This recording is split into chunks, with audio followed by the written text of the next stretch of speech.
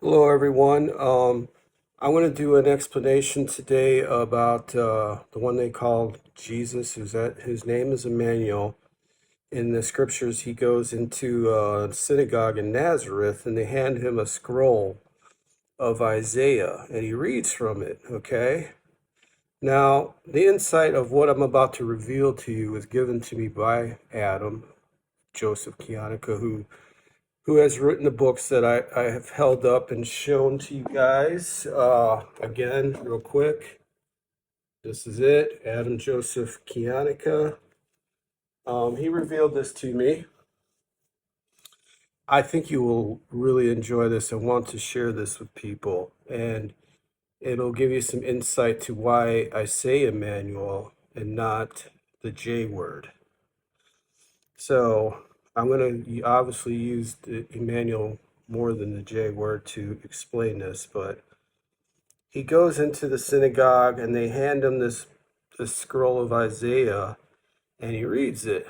And what it says is probably not what he read, because he goes on to say, this is from Isaiah 61, the Spirit of the Lord is upon me, because he hath anointed me to preach the truth to the poor. He hath sent me to heal the brokenhearted, to preach deliverance to the captives, and recovering of sight to the blind, and to set liberty to them that are bruised, to preach the acceptable year of the Lord. And then he closes the book and he says, this day, this scripture is fulfilled in your ears and probably eyes, he said to them. Or no, it probably would have been ears. But he wouldn't have said this one, because if you know the Bible, when Emmanuel was on the earth and he died on the cross, Israel was scattered to the four winds, to the four corners of the earth. Jerusalem was destroyed. And he also said, I will destroy this temple in 3 days. I will build it again. Well, this is talking about the build it again part. So he wouldn't have read this and said it's fulfilled, because what he did is he was assigned to Israel that he was going to destroy them.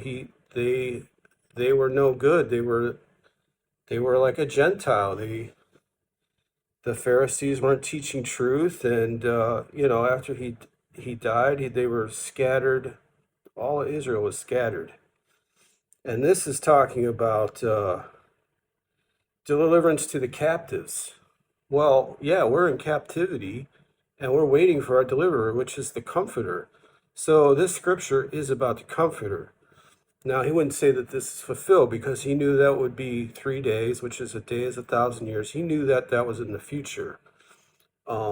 So he wouldn't have spoke this. So this again tells you a lot of times where I say that these words have been changed by the Catholic Church. And this is a big clue to that mystery, because what he would have said is from Isaiah 7, because they got mad. They were angry that he said this, because basically what he reads from Isaiah 7 about himself, is showing you that if you've seen me, you've seen the Father. He's telling you that he and the Father are one. Isaiah 7:14. This is where he would have read from. Therefore, the Lord, Israel, himself shall give you a sign. Behold, a virgin shall conceive and bear a son, and shall call his name Emmanuel. So the Father himself is giving you a sign. The sign was reading from the scroll right in front of you. He told you he was a fulfillment of that sign. So they knew enough to go, oh, he's saying he's the Father. That's why it says down a little farther here in Luke chapter 4, that they were wrathful towards him. They wanted to kill him. They wanted to stone him. They wanted to just destroy him, because they were angry. So when it says just a little bit before that, that they were they bared witness and wondered at his gracious words. This is in 422. That was inserted. And then what I'm also trying to tell you is if he's proclaiming himself, he speaks the same as the prophets, which is Isaiah. He's a prophet, that the Father gave the name Emmanuel, and that's what Emmanuel shouldn't be God with us, it's God within us. And it's telling you that he is the Lamb. He is the last of this. Before the curse comes upon the land, he is a true Son of God. He is in Israel. He is basically saying to you, I will not forsake you. And, only he can destroy his own body, his own temple. And he does proclaim that many times. He says, I must go so the Comforter may come.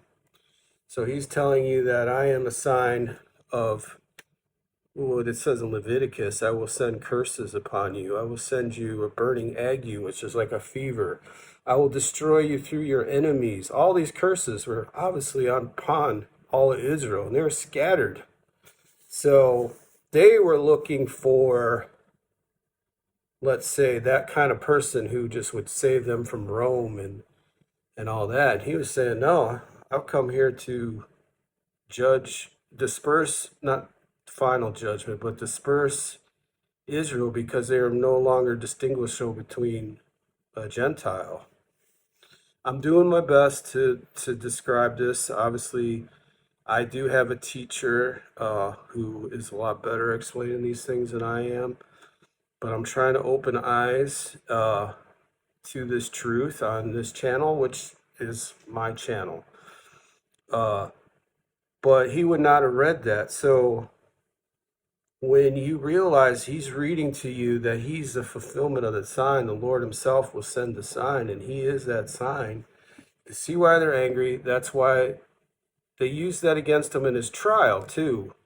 They said, he said this, He's saying he's the Father. He's saying he's God, and that was what they used against him. Not that he was healing people. They would have got laughed at if that was what they were saying.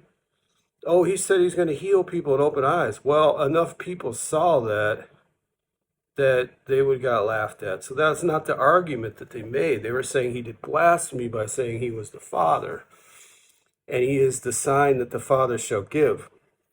And his name is Emmanuel.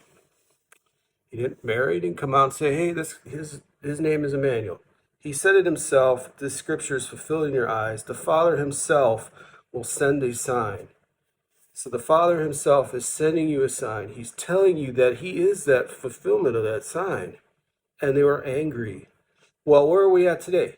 We call him, not me, but, or hopefully not some of you Israels out there, you're starting to learn. But most of the world calls him Jesus, which is a false name. What's associated with Jesus? Idolatry, because it's the cross. He's on the cross all the time. And they say, oh, he came to heal forgive all my sins because of his death. No, his death was like the judgment of Israel is no longer being his. In the future generation, he's going to come back and call his people forth from everybody that is Gentile at the time. There is no more. He was basically saying then there's no one good. There's no Israel on the earth. He's coming to make a postmark like this is my word. And then when I come again and you hear somebody speak as I speak, you will know it's me. And that's the generation I will save. So I'm trying to get this all into a 10-minute video. I might touch on it again. Talk to you soon. Bye.